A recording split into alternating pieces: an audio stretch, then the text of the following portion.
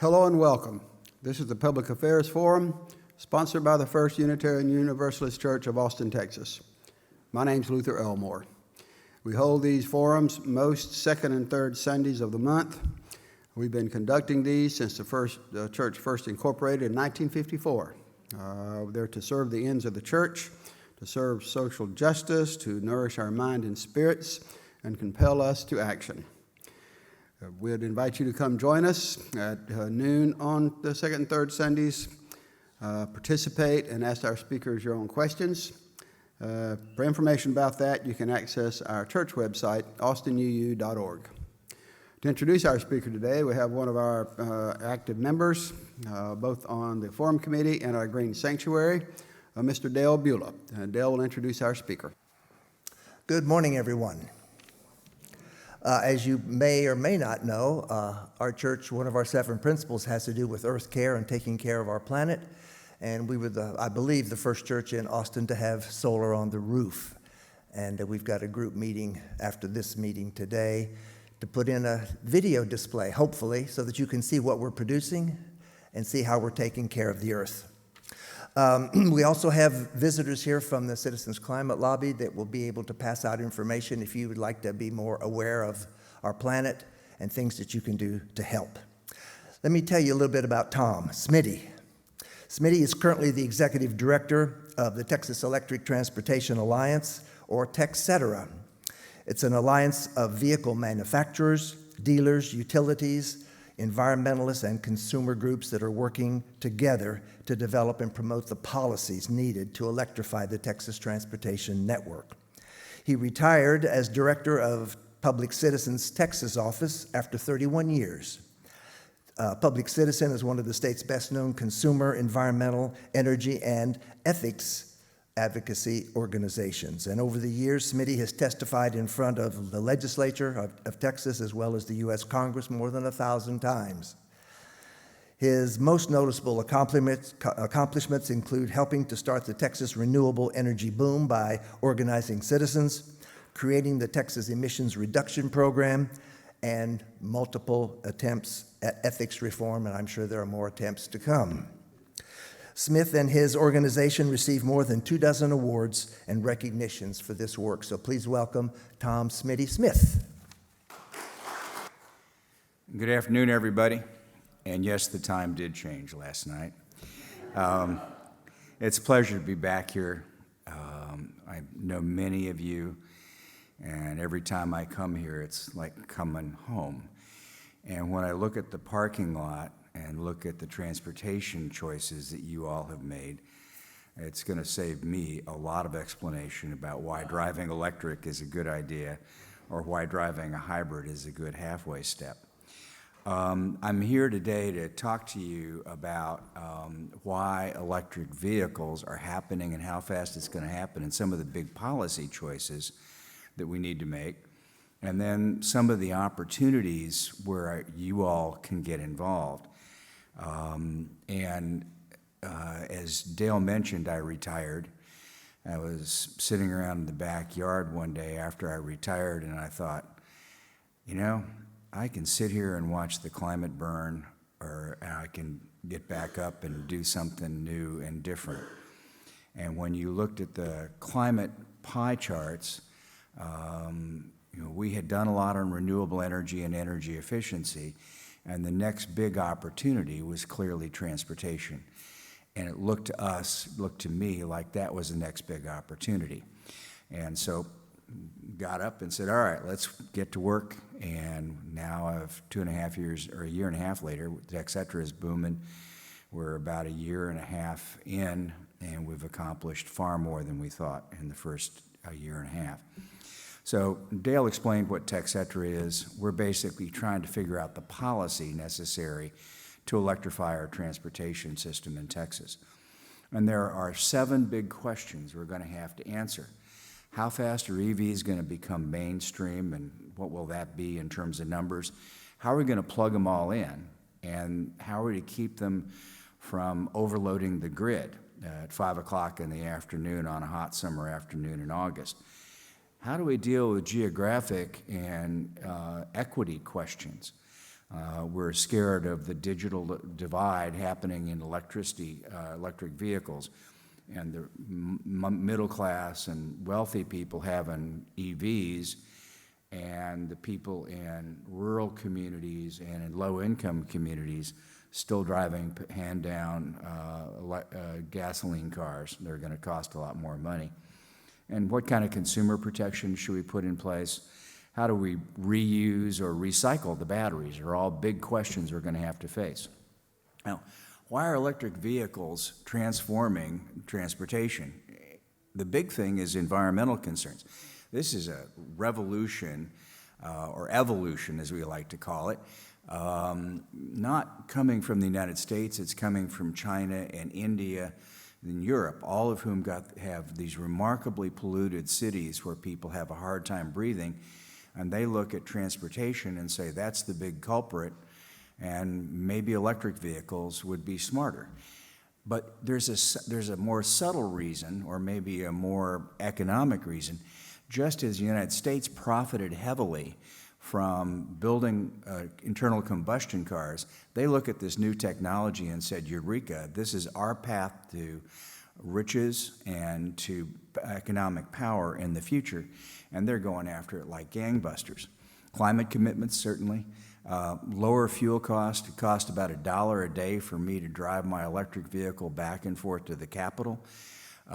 If I drive my hybrid electric SUV, it costs me, that takes a gallon, so figure whatever the price of a gallon of gas is. Now it's about $2. It used to be about $2.50. If I drove my pickup truck, which I sold recently, that's a gallon and a half, or almost $3.50 to drive that same distance in a day. Lower maintenance cost. My Chevy Volt still has the first brakes on it. It's got 150,000 miles on it. They don't brake very often because they have 1/10 the moving parts. And cost stability, electricity doesn't vary, and fuel costs, emerging technologies we already talked about. And the best part is, as time goes on, we're going to power these things with renewable energy, and we're about halfway there, or about 40% there here in Texas today. So why focus on transportation? These two charts will make it pretty clear. On one side, you have the ozone picture statewide, and what you see is that more than half the emissions in the state of Texas of NOx, or that smog stuff, come from transportation. If you look at the carbon pies, what you see is that there's more emissions of carbon coming from transportation than the power sector. And that was before big commitments in renewable energy have really started to kick in. Today, that chart would be significantly different, and transportation would be even larger than it is today. We hit the wrong button. But if you look at a micro scale, and what's happening is, even though the emissions per car have declined because of greater fuel mileage, it's growth that's really beginning to give us a big boost in terms of carbon.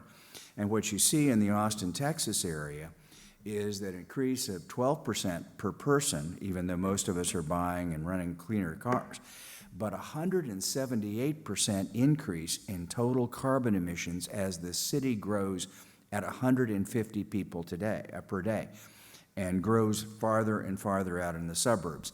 And that's what the real problem is, and that's why we're wanting to electrify transportation in Austin and statewide as fast as possible.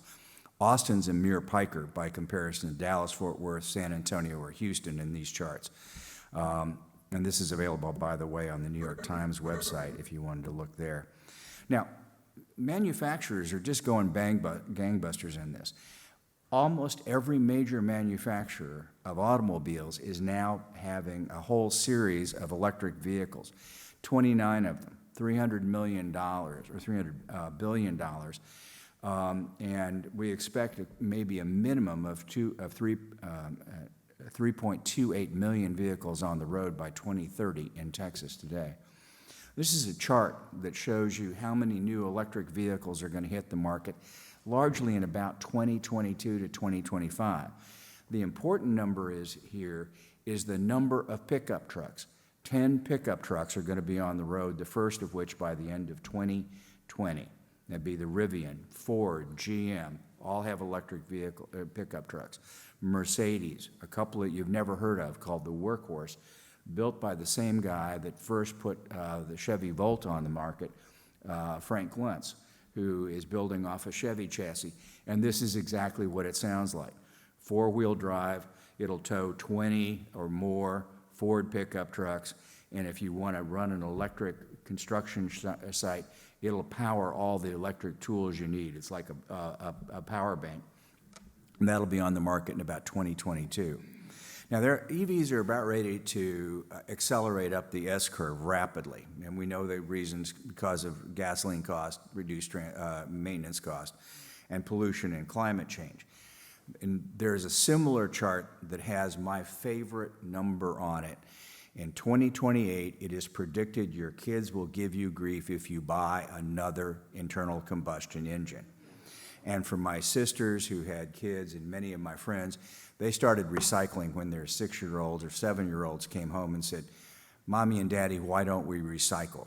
And that crisis of conscience hit them when their kids started giving them grief. And in 2028, it's all over for the internal combustion engine when your kids start to complain about you. Why is this happening? For exactly the same reason that we all have microcomputers now on our belts or on our purses or our pockets. It's because the battery prices have plummeted and the technology has increased and so forth. When I first bought my electric vehicle in 2010, it cost about $1,000 a kilowatt hour for that battery. One of my staffers bought a Chevy Bolt a couple of years ago. That battery was $300 a kilowatt hour. Today, that same battery in a Bolt is about $150 a kilowatt hour, and we expect it to be $100 a kilowatt hour by 2022. And with that comes an additional number. The range is increasing by 6 to 7% per year. And this is just peanuts.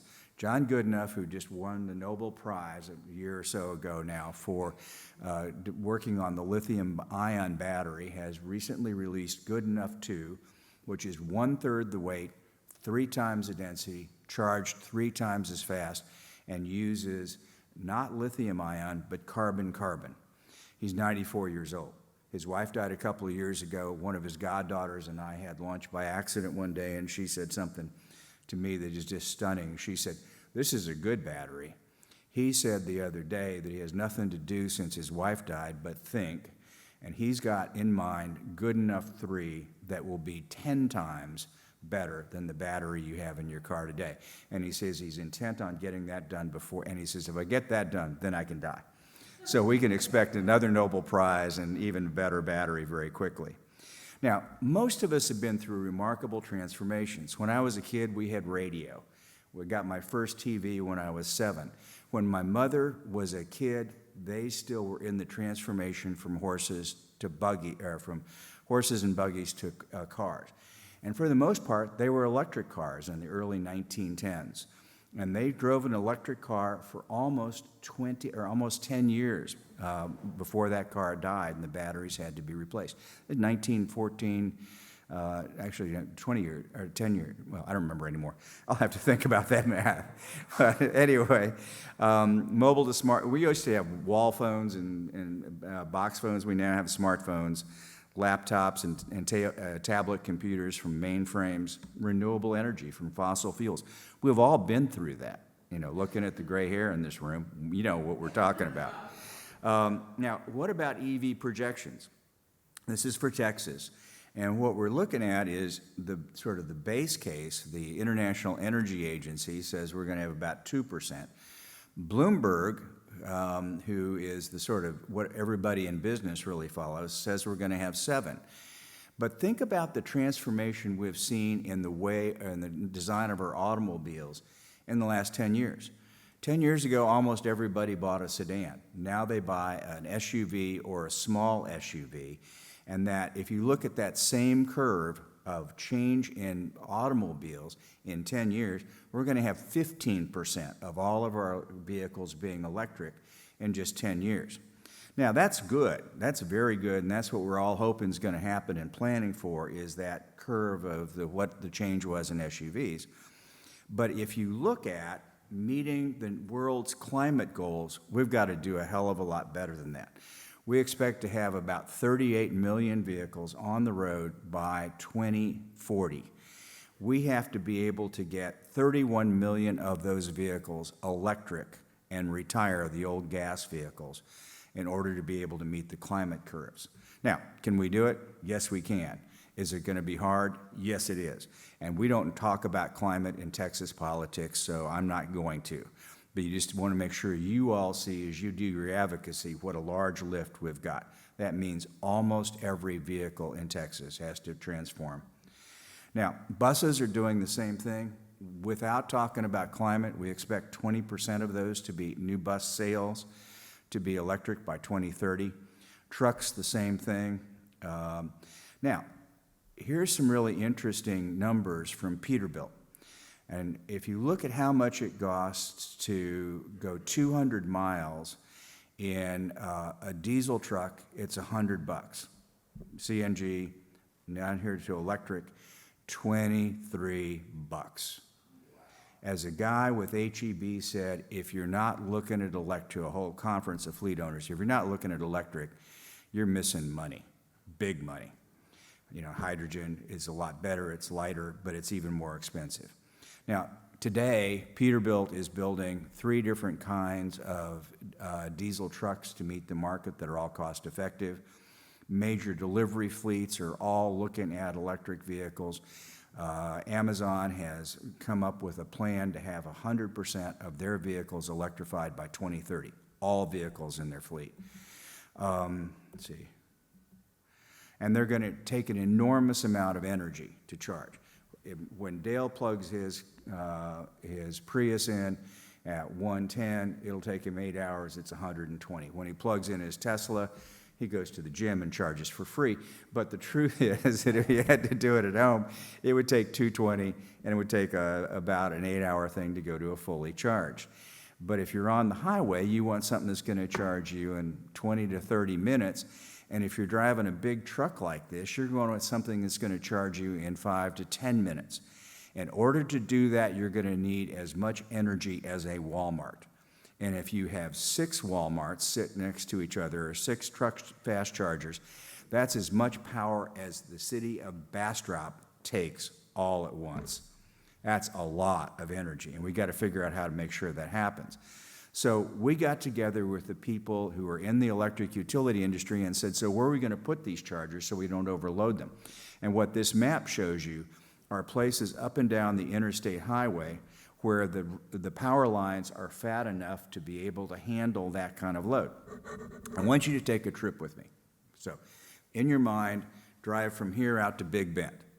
And as you come past Fredericksburg and you hit I-10, there's a little town of Sonora, where we all stop and get a cup of coffee or whatever. That's a really bad place to charge because the power lines are pencil thin. But then you go on down the road and you start to see these really big things that look like big transformers or robots that our kids and grandkids used to play with, that have 8, 16 power lines coming out of the wind fields from West Texas. Junction's got a lot of electricity. You go on down the road, Sheffield, no. You get to Fort Stockton, same deal. Tremendous amounts of renewable electricity, and that's what this map does. It helps us match up the renewable electricity with where the big charging stations are going to be.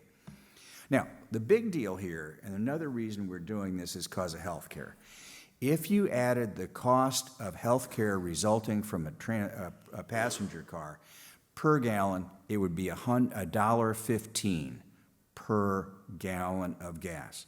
It's a stunning number, and when you think about the ozone emissions in our communities, that's part of it. Fine particles, another part of it. But it's the toxic emissions out in the oil fields that are really the cause of these kinds of numbers. And you look at the red numbers out in the Permian Basin, and that's where people are being poisoned in order to fill our cars. That's where they're getting cancers and birth defects and all kinds of other things from exposure to the toxic pollutions that come off almost always uncontrolled from our demands for electricity. So the folks out in California took a look at the ZEV mandate, or zero emission mandate, in 10 states, And what they found is that if you were to require 100% of, zero emission vehicles or electric vehicles, you'd have about 1,500 people, 1,400 people fewer dying in just 10 states. Ramp that up, and suddenly you're talking about close to 10,000 people a year not dying simply because of that. And this is people who die prematurely. It isn't, in these slides, there are numbers that talk about how many asthma attacks, COPDs, et cetera. Now, when we think about this, we talk about cars, but the real pollution is the diesels. And if you looked at that first chart I showed you and said, well, you know, there's a lot of pollution in Texas coming from mobile sources. The 10% of the vehicles that are powered by diesel are more than half of all of the ozone-emitting chemicals. Now, this is something you all are probably very familiar with and have not thought about much in a long time. On MOPAC, there are no diesels, or not supposed to be anyway. Over on I-35, there are. And I was making a presentation similar to this on Friday, and somebody said, why doesn't MOPAC have diesels? Simple. That's where rich people live. I-35 is where the poor people live, and they got screwed as they always do. But the bottom line is you look at those red marks or red lines, and those are the amount of toxic pollution that was captured inside of our Priuses in 2007 when we were driving up and down the highway with the windows closed and the air conditioning on. 6 times as much toxic pollution on I-35 as on MOPAC, coming through all the filters from fine particles and that get into your lungs and carry all the toxins. Now, this was all written up in something called No Escape from Dirty Diesel. And what you found was that for most of us, 60% of the chances of us getting a carcinogen or come from our daily commute. Now, we did this in Houston, and what we discovered was that if left unchecked, the amount of growth in diesel emissions would cause 122 more premature deaths a year in Houston. And if you were to require moderate or complete electrification, you'd reduce the current death toll by 114 or almost 188 people a year. Looking at this chart, it's a busy chart. I'll just go to the 3 high points. If we were to do aggressive electrification, that means more than 70% of all the vehicles were electric by 2040. You could reduce NOx, fine particles, and carbon emissions by 75% by 2040. And that's a doable deal. We can electrify our big fleets in Houston. And again, you've seen, I just gave you these numbers, a different way of looking at it.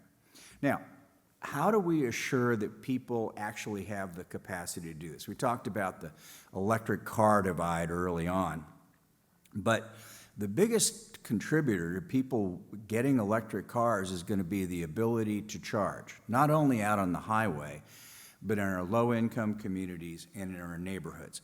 And in Austin, more than half of us live in multifamily homes, in apartment complexes or rental properties. Now, in Europe and other places, what you see is, so we need to make sure we develop policies here in Texas and in Austin specifically that put charging stations at multifamily homes. But that's only going to get part of it, because if you get downtown and you're low and you're in a neighborhood that doesn't have a fast charger, what are you going to do? Well, in Europe and in Los Angeles and Seattle and a number of other cities, they all have now taken their old street lights, and because we have done an energy efficiency program and replaced the mercury vapor lights and sodium vapor lights with LEDs, they use 1/5 the energy they used to. We can take those big street lights and turn them into plug-in stations for cars, do 1 a block. And that's a simple solution that will actually make the city money, and in most cases, it's a win-win situation from day one for the utilities. Now, we're going to need some consumer protections, so when you go to plug in, you know how much it's going to cost you, know whether there's a time of use charge. We need to know if you're going to get charged. If you overstay, I got my first overstay charge a couple of weeks ago and went, oh my God, I wish I'd gotten up and left that meeting and went and charged my car. So when your car is charged, you're taking up a space somebody else can use to charge it. And so I got a signal from ChargePoint saying, your car's charged, please move it. I ignored it. Somebody else did not get an opportunity to charge because of that, I assume, and filed a little complaint with ChargePoint, and bing, I got a fine. I deserved it. And we need to make sure we develop those manners and so forth, but at least tell people as well, you're going to pay a lot more. Yeah. Pardon? I think the fine was about $10, and I deserved it, and it went up fairly quickly thereafter.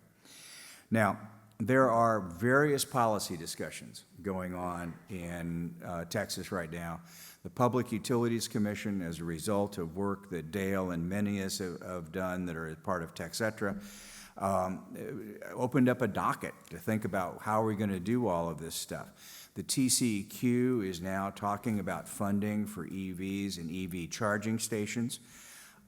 Department of Motor Vehicles are looking at how are we going to keep our roads going if everybody charges with electricity, because the majority of the funding for roads and bridges comes off of gas taxes.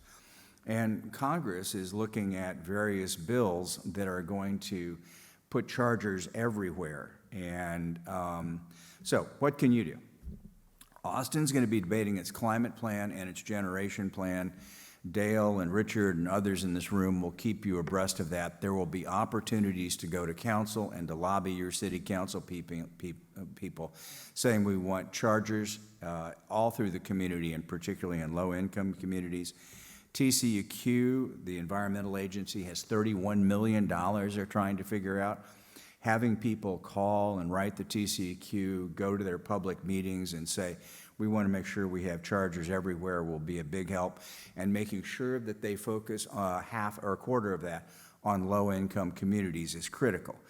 They're interested in that, but they need to be able to say to the legislators, we got tremendous public support for doing that.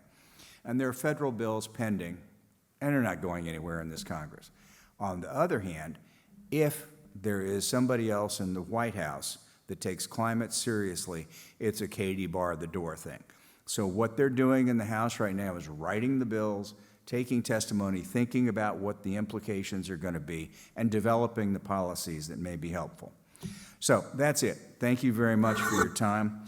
If anybody's got questions, I'd love to answer them. If you have questions, please hold your hand up and I'll come to you. Identify yourself and keep your questions short so Mr. Smith can answer as many as possible. Thank you so much, Smitty. I'm a member of TexEtra. I've been for a couple of years, and I got a Tesla. Will my battery capacity be able to increase, like, say, another 5 years if I'm still around, which is iffy, but my battery will still be here. So say I give my car to my grandson. Can he upgrade that battery to with a greater capacity for that particular car in 5 years or so? I don't know. There's two things that are true about Teslas. One is that the technology is changing, and there are various upgrades that can be electronically signaled to the car as technology changes. And then the question that I think he will have to face is it worth pulling out the battery and putting in a newer battery, a newer technology battery? I just did that with my Chevy Volt, and after having done that, I sit here and I think, boy, I should have just bought better technology and sold my old Volt and gotten something that had better range. So I have buyer's remorse today, so I'm not a good one to talk to about that. The Volt, by the way, is a great car, really durable, has been a wonderful car. But the technology is changing so fast that even though it's a generous gift to your grandson, he may say, that's Grandpa's technology, I'll get something better. Sure. Pat Beulah, I was wondering, some of your slides are great, but I want to see them longer. Are they available on your website, or where can I see those and study it further? Pat, thank you very much. I will get it to the people who do our website. It typically takes them 3 or 4 days, but they'll be on the Public Citizen website. Thank you, or not public citizen. Whoops, pull that back. TechCetera website. Thank you very much, Jim Bryce. My question has to do with public transportation as opposed to individual vehicle transportation. I'm old enough to remember the Texas Electric Railroad that was the interurban. How do you see people moving into the use of public transportation? Because solving the problem of fuels is just a part of it. And it seems like there needs to be a combination and coordination between the two. Thank you, Jim. That's a great question. As many of you know, Austin Energy is committed to 100% electric fleet. And what we have not talked about today, and by the way, I too am old enough to remember the interurban electric trains that used to enable us to go visit relatives 90 miles away for a fraction of the cost of driving. And we had that service 3 times in the morning and 3 times in the evening, so we could go visit my grandma and come back in the same day. And it's my hope we bring that back, but we have a huge transit bond coming up next fall, this fall in the presidential election year, and hopefully we'll pass that. That's going to be critical. One of the things that is in that bond is light rail, but the other is kind of concentrated, dedicated bus lanes that will be electric. We have not talked in this presentation at all about autonomous vehicles, and I do that on purpose, but I think I can venture out there with you all because you're futurists. It is predicted that by mid-2030s, maybe 2035, 75% of all trips will be in autonomous electric vehicles, and that you will be able to summon to your home, just as you today might summon an Uber or a Lyft, an electric autonomous driverless vehicle that will take you to a bus, an electric bus that will go a couple of miles, link in to other electric buses that will then form a train that will take you to downtown. And the number of buses in that train will vary as to whether or not you're going at midnight or whether you're going at 9 o'clock or 8 o'clock in the morning to get downtown, or whether you're going to South by Southwest when there'll probably be 20 buses headed down that way. So it's a coming thing, and that's where we really make the transformation. And that carbon slide I showed you earlier is with autonomy and electrifying over mass transit and coming up with things that are more convenient. It is my hope that by the time I'm too old to drive, I will be able to have an autonomous electric vehicle who will take me to my doctor, to the grocery store, along with many of my friends and neighbors. Hi, my name is Natalie, and I actually wanted to ask you if you had any projected plans for any self-driving cars, along with your plan on EVs. I know you didn't really touch on that, so I was just curious. As I just mentioned, TechCetera is a policy group that works heavily at the state capitol. I have tested the concept of autonomous vehicles on a number of legislators and regulators, and they have said, too fast, too far, talk about EVs first, get into autonomy in 5 years from now. I'm a firm believer in autonomy, and it's going to transform transportation and is maybe the opportunity we have to save the climate. So it's a coming thing. The technology is significant, and it's going to cause significant disruption in our economy, both because it's so much cheaper to use autonomy, but because the largest single workforce in the United States is truck drivers. Let me say that again. So we got to figure out what to do with all the truckers. And we have, and Yang was talking about that, not just in transportation, but in other kinds of technologies. And nobody besides him has been talking about it or has a plan, and we're going to have that down quickly. Hello, Smitty Smith, thank you so much for being here. And would you all join me in a round of warm applause for this guy and all the good... And back at you, Richard, for your life of service. Thank you. So the thing I'm asking about is you blew by this event coming up about the presentation from the working group Yeah. about what the plan will be for Austin's energy future. And you mentioned that's all coming together sometime this coming week. Would you be kind enough to describe that for everybody here on the video, and what day and time and place it's going to be? Because this is a critical thing. This is the plan of how we're going to run our city, right, energy-wise? So there are a number of things happening all at once. And on Monday at 6 o'clock down at the PAF conference room at the Austin Energy headquarters on Barton Springs, there's going to be a discussion about how we're going to generate the electricity needed and how much we're going to do in renewables and all that sort of stuff. That's open to the public. People can make comment if you wish. That is now available, I believe, on the Electric Utility Commission website. And that's one step. But I think the more important steps are going to come sometime this summer after we get past code next, or whatever you call that thing.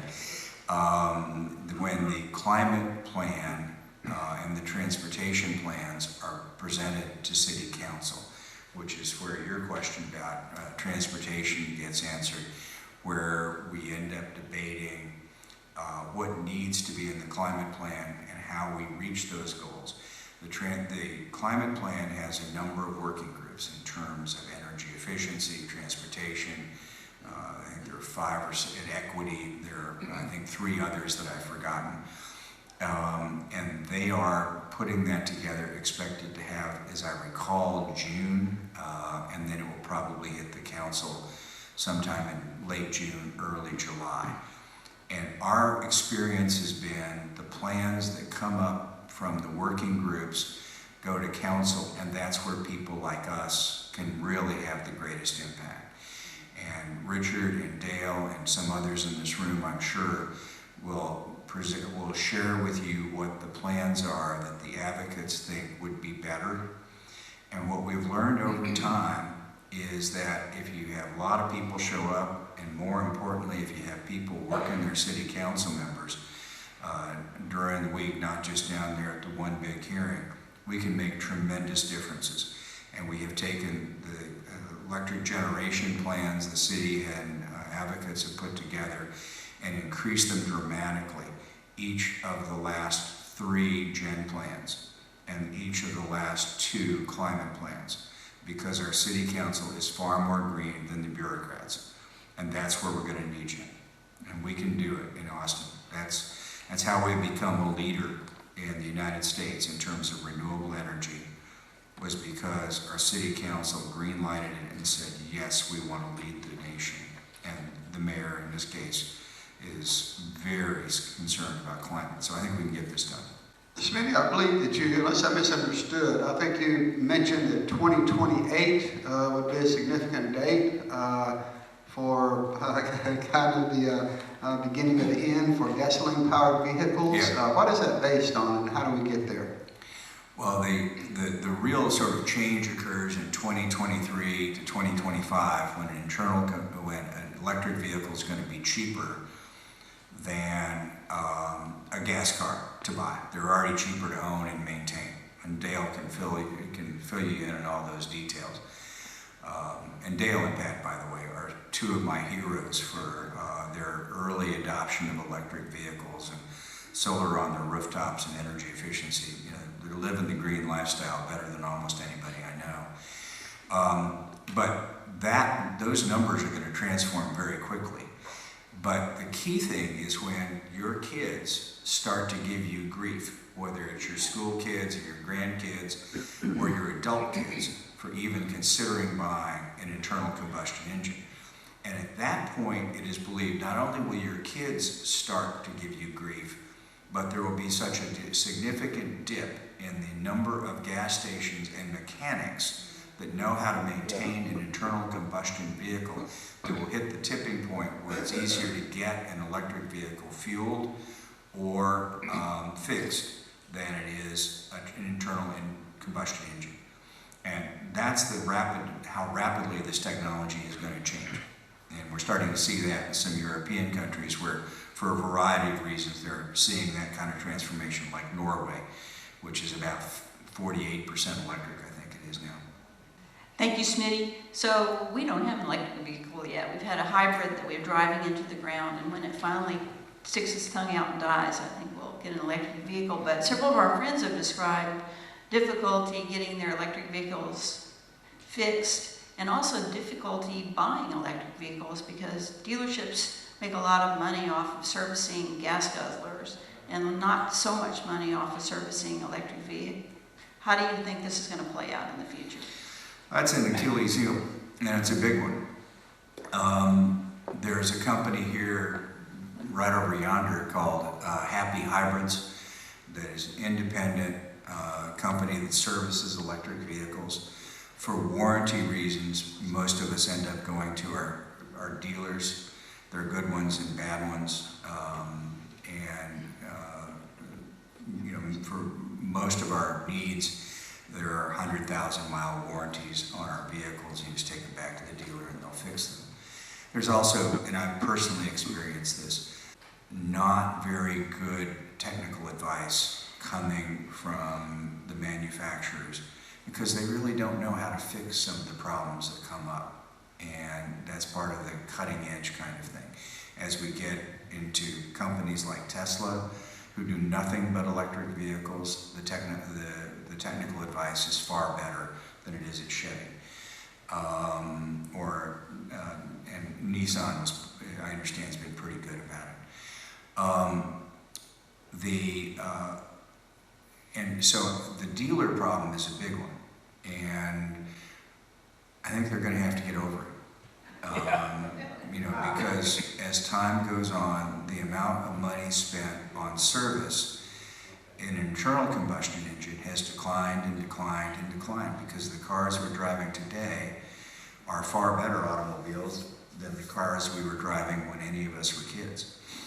And they've had to adapt to that as well. And the sales and profit ratios are going to have to be changed at the manufacturer levels. And as various states have adopted zero-emission vehicle standards, the rewards given to the dealers have gotten progressively richer. So if you want to go buy an electric vehicle, going to some place like New Mexico that's got a ZEV mandate makes a heck of a lot of sense. Or California or Massachusetts. The deals when I was thinking about replacing the Volt, the deals in Massachusetts were unbelievable by comparison to what they were in Texas. So it's a matter of the incentives given by the manufacturers. Hi, my name's David Herring. Thank you for coming for this. I was fortunate enough to go to the Fully Charged event at CODA this couple weeks ago. It's just what a pet rally. Anyway, my question revolves around SpaceX. Elon's spin-off of Tesla you just mentioned. Yeah. With SpaceX involvement with Texas, I've heard rumor of the Gigafactory that might be constructed somewhere around Texas. I'm sure you've heard about that. Well, if this does come to fruition, do you know the location and what the ramifications might be of this with Texas? Absolutely not. I have no idea where they'll put it. There has been a lot of conversation about where the next Gigafactory is going to be.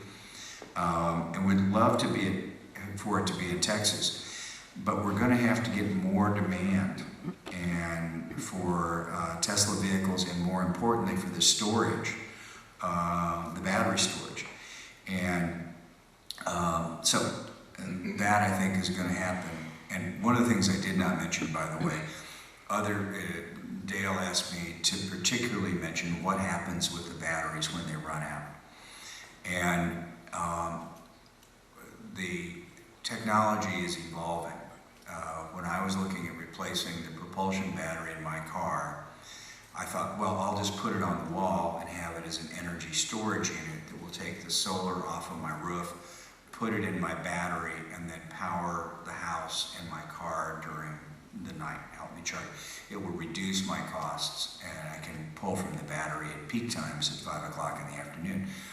What we discovered, however, was that while the technology is available for commercial-sized applications, it's not cost-effective to do that for single one-off batteries. There are companies up in Oklahoma City, of all places, that do a lot of this, Kansas City, that do a lot of that technology, but it's just not commercially available. They said, stay tuned, next year we'll have it. And I said, I can't really wait a year, to fix this problem. So that's emerging. So the basic projections are that 80+% of our batteries, when they wear out, will go into energy storage mode. And the difference between a battery that's good enough for your car and that which is good enough for energy storage has to do with the speed of charge and discharge. Simply put, you will not be able to get to 60 with a weak battery at the speed you used to, and the battery will no longer be responsive enough to meet manufacturer specs. And you can't disable them at this point. It's designed to cut your battery off from the car. The remaining 20% will probably fall into two categories. The majority of them will be taken to a rebuilder shop where the batteries will have the 3 or 4 bad cells taken out and new cells will be put in from other batteries, and you'll have a battery that can be resold. That's what I did, was get a reconditioned battery that runs much better than the original battery I had on that car. It gave me an extra 5 miles worth of charge. And then the remaining batteries that have been damaged as a result of an accident or left behind in some rural area will be recycled.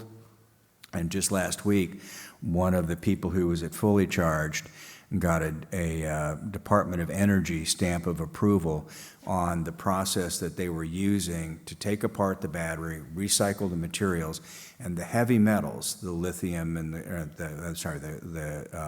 the cobalt and the nickel and the cadmium and those other kinds of things are being purified and then sold to high-tech manufacturing companies. And the assay is in the 99-point-something% pure range. So there's a market that's rich enough for the heavy metals to pay for the recycling of the rest of the materials in the batteries. So that's what's going to end up happening to them, we hope. Hi, I'm John Tate, and my question is for the over-the-road trucks that need to charge quickly, it seemed to me that it'd be natural to separate the ownership of the battery from the ownership of the truck, so that they would drive in a modular standard battery would get swapped out and they would drive off. And I would imagine this would take minutes rather than a half hour or an hour. And it would separate the technology as well. So as the batteries got better, you would just drive for cheaper or go longer or whatever. And same with the truck technology. They'd be independent of each other. Is that a technology that's being considered or that anybody's planning to do?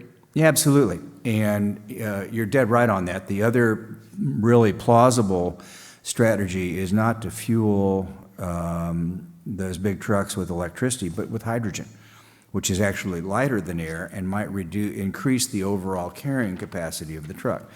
There are some technological problems right now with standardization of batteries, interconnections, just as there are today with chargers. Tesla's got one, the Europeans have one, the Japanese and Asians have a charge point. That's all being standardized. It was kind of like when we first electrified the United States, Westinghouse had one, Edison had one, and there was somebody else. I don't think it was a Tesla plug, but you get the idea. And eventually we came to the standard plug that we all have in our homes today, and that's happening. There are fewer charging systems today than there are charging plugs than there were a year and a half ago. I think the battery technology is going to become standardized. And that enables as well the question that you asked about replacing the battery in a car with newer technology. That is part of the magic. I mean, Teslas are so well built that we're seeing cars that have 600,000, 1 million miles in heavy-duty service out in the Los Angeles area. Only thing that ever breaks on a Tesla, it appears, is the door handles, and you have to put tires on them. And they keep going and going and going. But we expect just that because they have so few moving parts, these are going to become much more durable cars than the stuff we've had in the past. And swapping out the battery easily is going to be a pivotal component of that. And so I hope your assumption is that's possible becomes the norm. Two things. First of all, insurance. I was made aware very recently that insurance companies now are totally redoing their charts as far as the premiums related to the newness of the vehicle. The older gas-guzzling vehicles do not have the types of lane determination, dynamic cruise control. Those things cause accidents, and the insurance companies now are recognizing that the older vehicles are going to have higher premiums, which will really affect the total cost of operation and make electric vehicles and newer vehicles much more affordable. The other thing I wanted to propose was electric school buses. There are school districts right now on the East and West Coast that are purchasing fleets of electric school buses that sit in the parking lot all summer. They soak up energy at night from wind, and they discharge it back to the utility during the day. The school district makes money, the utility makes money, and the school district can afford electric buses. So hopefully both of those things will be considered by your group in the very near future. So Dale hits on a really important part. I had not known about the insurance thing. That's really cool. But let me tell you a story about transition. Most of you know the legacy of the Hunt family in Texas. They basically bought the Spindletop oil wells and were at one point one of the largest oil exploration companies in the United States. Hunt Oil has recently, under its current leadership, changed its name from Hunt Oil to Hunt Energy. And one of the things they are doing is exactly what Dale has said, is they want to help school districts, and they want to do a deal with the school districts and say, we will help you buy electric school buses and have the right to buy and sell the energy out of your bus in the summertime. Let me say that again. This is Hunt Oil. You know, this ain't no hippie-run group, or, a bunch of environmentalists. This is Hunt Oil saying EVs are the way to go, and there's a business model to make money in the opportunity to buy and sell electricity out of those batteries. Times are changing, folks, and when the oil companies start, like Shell now has a whole line of EV chargers, the travel stops of America have begun to talk about putting 4,000 electric charging stations in. Exxon is looking to buy a charging company. This is Buc-ee's is starting to look at EV charging. And when Buc-ee's goes, bingo, it's game over. I can retire again, I think. Sam Duckworth, I wanted to ask you a question about the batteries. Two-part question. One, are they fast enough? Are they powerful enough to drive things that take a lot of RPM? And I'm thinking specifically of aircraft. Yes. And the second part of the question is, what about safety? You've kind of talked about it, but are they going to get any safer? The kinds of materials you talked about all aren't good for consumption. Yeah. So the questions are, the batteries today come in sealed battery packs. When they took the battery out of my Volt, it has this big gray package around it, and that's what gets dropped out or shipped off for recycling. The service techs never open it. And when you asked about the fundamental question about vehicular safety, there have been some news stories about lithium-ion batteries exploding and so forth, and that's a problem everybody's aware of. But when you look at the half a dozen or so accidents that have occurred with lithium-ion batteries and contrast that to the number of accidents that have occurred due to fuel tank rupture or fuel line rupture, that have caused fires in conventional vehicles. It's like less than 0.1%. And that, when I looked at the batteries coming out of my cars, I said, can we open it up and look at it? And he said, oh, sure, and we popped off the top. But they, when they put those batteries in and out, and it is all sealed, and given where it sits in between the frame rails, unlike my early model Chevys, or that many of us drove, where the gas tank was behind the bumper and between the differential and go pop, and you had gasoline everywhere. This is designed with safety in mind because they're designed in 2000 and beyond, and we've learned a lot since we were kids. Then we have time for one short question and response. Hi, my name is Keith Flieger. I had a question about the technology of charging, and I've heard about, while you're on the road, wirelessly charging batteries. Maybe it's a few years out, but that inductive charging, kind of like the smartphones of today. Do you see that coming? So you're right. That's an evolving technology and a good one. And the Capital Metro is going to be using inductive charging for all of their buses. So there will be no plug involved, but there will be this big gantry arm that comes down and is within inches of a plate on the top of the bus. And in that kind of an application, where you can minimize the distance between the contacts, and there's some quality control to make sure the contacts are all clean and stuff like that, it's a no-brainer.